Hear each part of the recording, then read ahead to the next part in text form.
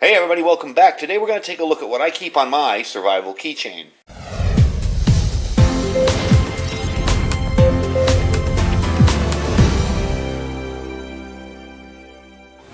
Alright everybody, welcome back. So today we're going to take a look at some of the items I keep on my survival keychain.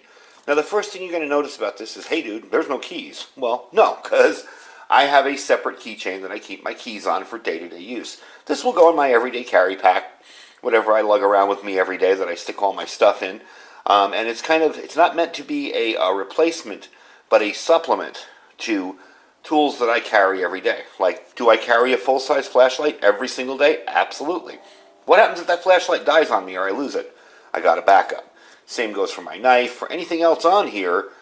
This is meant as a last-ditch kind of thing that, if I lose my primary, I have a secondary. Now, this definitely doesn't have all the 10 C's from Dave Canterbury on it. we're a long way off from that. I'm not going to be able to stick cover on there or a canteen or, something like that. But it does have a bunch of little tools that can come in handy. And I have recently upgraded this. I had this on a key ring, and I'll show you what I picked up from Amazon. I picked up these little things here. These are wire keychains. And they were like, what are they, 20 of them for like $4. So I picked up these because I think it's easier to get the stuff on and off if I need to. Like if I'm going to use this can opener here, I'm going to have to take it off this keychain. So these just work kind of simply. You would just unscrew it. I'm not going to do it here because it's a pain in the neck to put it back on. They are kind of hard once you get a lot of things on there to put together. But in an emergency, who really cares? So we're going to start off right off the bat with the Olight, the the I1R EOS. If I could learn to speak today. This is a simple little flashlight. If you remember, you turn it on, it's low when you first turn it on. Then when you turn it on again, or you twist it again, it goes to high. And then shut it off, you just shut it off completely. To charge it, simply open it up and stick in your charging cable right there. And that's it. That's why we're doing the video up close today, because a lot of the stuff is really, really close. Okay, next up, an Exotac fire starter here. This has the striker on this end, and I do have a little bit of tinder in there. Just some laundry lint, dryer lint. And the ferro rod is buried on this end, over here. The nice thing about these is when this ferro rod gets worn out, you can unscrew it and order more. So that's kind of a handy little thing to have. I've only used this maybe once or twice. And more for demonstration than anything. Now you'll notice on the bottom of this fire starter I have some duct tape. Many times duct tape has come in handy for me. That's probably something I've actually had to replace on here and used many times. So it's not a ton, maybe it's a foot of duct tape, but it's handy to have on there as a way to seal things up or close things. I remember one particular time I was carpooling with a coworker and their back window wouldn't go down in a rainstorm. And I had some duct tape, and I actually then kept it on an old, it looked like a credit card, but it's a player's card for the casinos out here that I no longer use, so I just wrapped duct tape around it. And I was able to tape up the window and keep on going. All right, next up, we're coming up to this little thing. Now you may think, what on earth is he going to do with that little tiny knife? And yes, it's got a bottle opener. It's not why I chose it. But it's also not easy to open. This is a little Smith & Wesson knife. It's like a 1.5 inch blade. But my point with this is, am I going to carry this as my primary knife? Heck no. This is more for chopping up some fat wood, chopping up some tinder, maybe slicing up some paper, cutting some paracord at the last minute. And I have not figured out a way to incorporate paracord on here yet that won't slide off or become bulky, but I will eventually. So that's what this is about. Again, these are like $10. They're not expensive. All this stuff can be found on Amazon for inexpensive, or you can find it in your local stores, doesn't matter. I did put a little bit of a better edge on this. I don't know if you can tell, because it was kind of wobbly and bumpy. It wasn't the best, but it'll work for what I want it to do. This isn't going to be some kind of chopping down trees type device. This is going to be to make myself some tinder.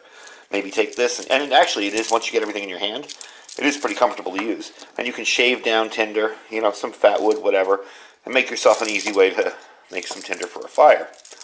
Okay, And there are probably better ones of this. This is just one that I had. So I figured, hey, that's perfect for my little survival keychain. All right, next up. This guy here, if I can get it out, is my Vargo titanium whistle. Okay, you can check it out. Pretty simple. Now I am going to blow this. Okay, so you folks with headphones on, be ready. Here goes.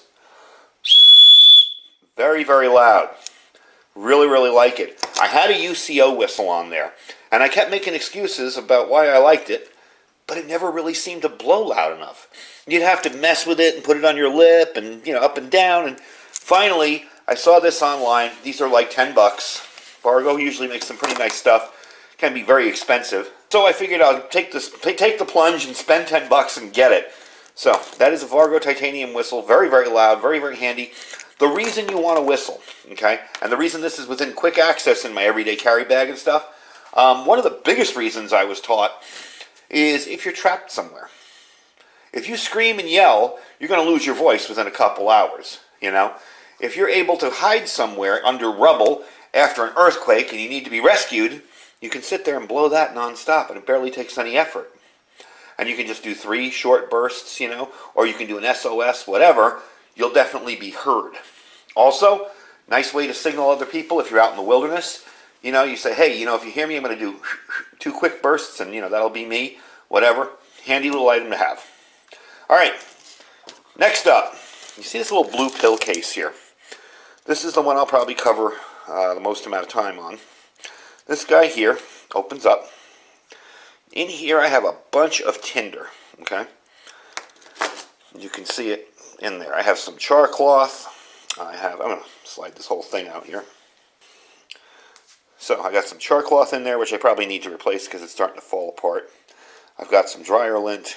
Basically, a whole bunch of tinder. And I am going to replace that char cloth because it is kind of falling apart. In here, let me get that out of there, is a small little peanut lighter. Now I got this lighter in a thrift shop here in town. And I was able to pick it up for like $1. It didn't have a lid. So I carried it for a while and I was like, darn, it keeps drying out because it has no lid. So I put it inside the little case here. And then I thought, well, I got so much extra room in there. Things just flopping around. I have room for char cloth. So I put in some char cloth and some tinder. This will definitely get a fire started for me. And let's demo this. Oh, sure, you get on camera and you won't light. I just filled this the other day. And to fill it is very simple. You just open that up there, pour your lighter fluid in. That's to change your wick. Very simple design, very easy to use. And I just filled this up the other day, so I am going to put some fresh char cloth in there. And we'll do that after the video's over. Let me just move this to the side, because that char cloth's falling apart. Okay? Last item, you guys all know this. P38 can opener. And yes, I've actually used this thing. You do have to take it off this to use. I've carried this for years. And it stayed sharp. And I've used it a couple of times to open up some food. For those that don't know, it just kind of sits on the edge of the can and rocks. And you'll be able to cut into the can. Very, very handy device. So anyway, that is what is on my survival keychain. I'm always looking for new and exciting and innovating products to put on here. But for now, the biggest thing I upgraded, and the reason I'm doing this video, is I upgraded the way I have it on here, because it sure is a lot easier. I can do this one-handed and unscrew this, if my other hand is injured and I need to use one of these tools, and I can even use them on this. But if I need to use, say, the can opener, and one arm is injured, I can unscrew this one-handed and use that, as opposed to if you're doing it on a keychain and you're trying to get it off there and get it through the thing. So it's a much easier little situation. And really, what I have on here isn't maybe what you want on yours. Maybe you want totally different tools. Maybe your environment dictates different tools for where you live. And that's perfectly cool. That's the whole idea. The idea of this is to spark some ideas, get you guys thinking about what you'd put on your survival keychain. I don't have links to any of this stuff because some of the stuff I picked up over the years. But you can check my store down below. I have some of it in there from years ago. Maybe not all of it, but some of it. And maybe you can see something that you'd find for your survival keychain. And again, you don't even need a survival keychain. Maybe you just want to take this ferro rod and stick it on your regular keychain. That's fine if that's what works for you. Am I going to only carry this ferro rod? No, of course, I always carry a lighter with me. And I have a whole series on lighters coming up, so wait for that one. But yeah, it just gives you some ideas to stick in your head about what you think. I think a big tool on here is definitely the whistle. Having a signaling device is really, really important should you get trapped or injured or you need to call for help and your voice isn't what it's used to be. I remember reading stories of the earthquake in California, the most recent one. Northridge, was it? Yeah, Northridge quake. And a lot of people were trapped in rubble and they were screaming and yelling for help. And all the debris got in their throats and in their lungs and they ended up with bad chest infections and some of them even died from it, from the inhalation of all the crud that was coming around in the air. So with this, you can kind of keep your mouth closed, blow on it. Really handy tool. Anyway, folks, I thank you for watching. Don't forget to check our links down below. Down there we have our freeze-dry wholesaler link. You can get 15% off if you follow my link there. Lots of good food there, and we have a lot more videos for them coming up. I'm going to be doing some cooking videos on more of their stuff soon. We also have our Prepare with Iridium link down there. That's food for patriots. Freeze-dried, 25-year shelf life food. You buy it, you set it, you forget it. We also have our Thrive Life link and our Amazon affiliate store. So check them all out. We really appreciate you guys supporting the channel. I've gotten a lot of support from you guys, and I really appreciate that. Thanks for watching. Stay safe and stay prepared.